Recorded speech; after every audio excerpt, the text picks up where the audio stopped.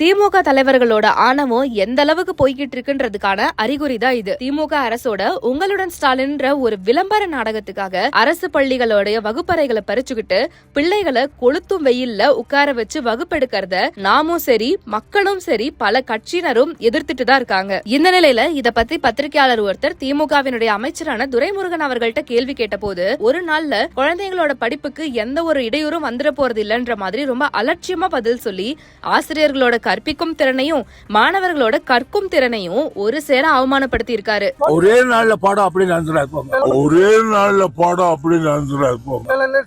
இடையூறு ஏற்படுதான்னு சொல்லிருக்காங்க. அதெல்லாம் இடையூறு மாணவர்களுக்கு ஒரு நாள் ஆயிடாது, ஒரு நாள் ஆகாது.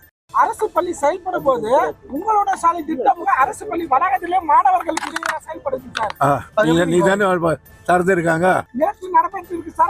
ஒரே நாள்ல பாடம் அப்படி நடந்துறாங்க. இந்த அமைச்சருடைய இப்படிப்பட்ட ஆணவ பேச்சுக்கு பாஜகவினுடைய மாநில தலைவரான திரு நயினார் நாகேந்திரன் அவர்கள் பயங்கர கண்டனம் தெரிவிச்சிருக்காரு. அரசு பள்ளிகள் ஒரு நாள் செயல்படலனா ஒண்ணு குடிமுழகி போயிடாது அப்படிங்கிற ஒரு நக்கல் பேச்சாதான் இது பார்க்கப்படுது. எங்க பசங்களுக்கு ஒரு நாள் கல்வி தேவையில்லைன்னு முடிவு பண்றதுக்கு இந்த அறிவாலயம் அரசுக்கு யாரு உரிமை கொடுத்தா?